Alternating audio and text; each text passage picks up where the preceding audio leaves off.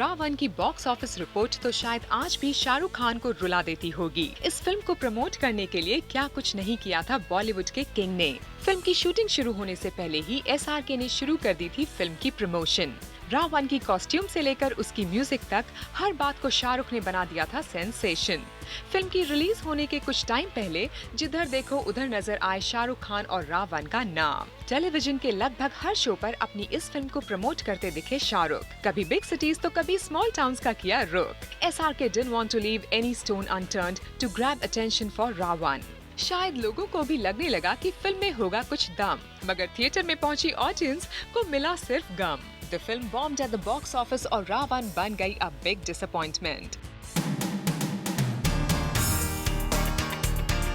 कई और ऐसी फिल्में भी हैं जिनकी प्रमोशन तो हुई ओवर द टॉप, लेकिन फिर भी वो हो गई बुरी तरह flop. One of the latest releases players के लिए हाइप क्रिएट करने में प्रोड्यूसर्स ने कोई कमी नहीं छोड़ी। अभिषेक बच्चन, सोनम कपूर, बिपाशा बासु, नील नितिन मुकेश, सिकंदर खेर, कई स्टार्स की प्रेजेंस के बावजूद भी फिल्म बॉक्स ऑफिस पर हो गई ढेर। इस फिल्म की म्यूजिक रिलीज को काफी ड्रामेटिक रखा गया था, जो शायद पहले कभी नहीं हुआ था। फिल्म की स्टार कास्ट का इंट्रोडक्शन भी था बेहद grand, but despite all this the movie failed to impress the audience.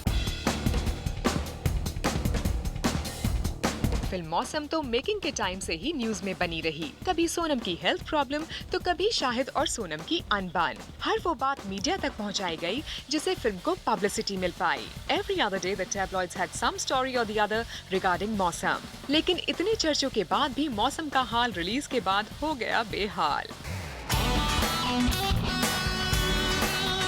Film 30 मार खां की तो तब से शुरू हो गई थी प्रमोशन जब फरहान ने फिल्म में शाहरुख को नहीं बल्कि अक्षय को कास्ट करने का लिया था डिसीजन। फिर फिल्म की पब्लिसिटी को हवा देने के लिए कैट के आइटम नंबर के होने लगे डिस्कशंस।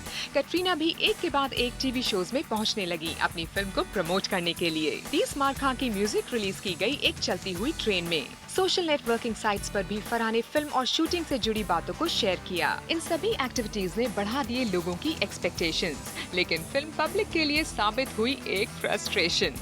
30 मार खां ने कोई तीर नहीं मारे, वेस्ट हो गए वो प्रमोशन सारे।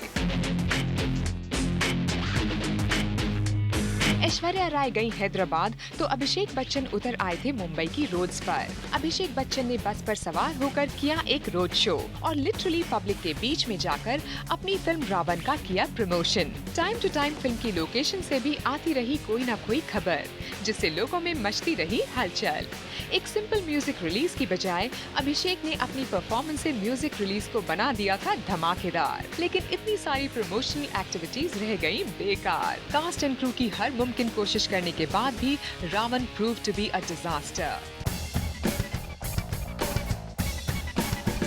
काइट्स की प्रमोशनल स्ट्रेटेजी तो शायद आज भी लोगों को याद होगी। बारबरा मोरी बनी फिल्म के प्रमोशन का पहला सॉस। फिर उड़े रूमर्स बारबरा और ऋतिक के लव अफेयर के, और तब शुरू हुई गॉसिप ऋतिक और सुजैन के टूटते रिश्ते की। ना जाने कितने तरीके आजमाए गए काइट्स को प्रमोट करने के लिए। The film was immensely hyped by such spicy stories about Barbara Mori, लेकिन रिलीज होते ही कट गई काइट्स की डोरी। लोगों को ऋतिक और बारबरा के लिंकअप की स्टोरीज ने तो शायद एंटरटेन किया, लेकिन उनकी फिल्म ने ऑडियंस को पूरी तरह से बोर कर दिया।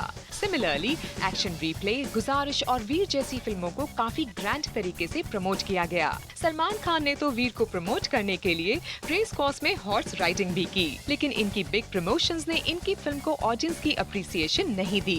What about over promotion of films and still not doing well? I think हमारे स्टार्स को अभी तक ये बात समझ आ जानी चाहिए कि अगर हम एक गंदे प्रोडक्ट को उछाल कर प्रमोट करेंगे, it's not going to sell. If at all, it's going to boomerang. Aamir Khan जो खुद भी ओवर सेल करते हैं, ओवर पब्लिसाइज करते हैं, it's fine. But the point is, he's giving us great films, great performances, so it's working. But एक failed product है, you probably have a gut feeling, you know, when a movie is not going to work. It's like when we are shooting and we are working on the show and the script, we always know if it's a little boring, you know.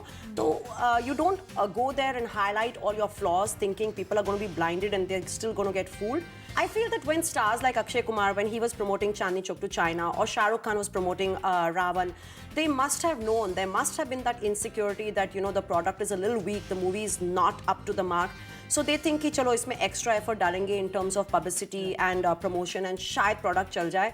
It backfires and the expectations are so high when you over publicize something that people expect even better than the best and they come back even more disappointed. So if it's a bad product and you're not making too much noise, chances are it will still scrape through. But if you're going to make a big noise, it's like me wearing a bad outfit or trying to say that, you know, I have the best nose in the world. Well, you know what? It's not going to work. So if I make a big sound about my nose being the most beautiful nose in the world, it's not working. People are going to find it even more crooked and longer than it actually is.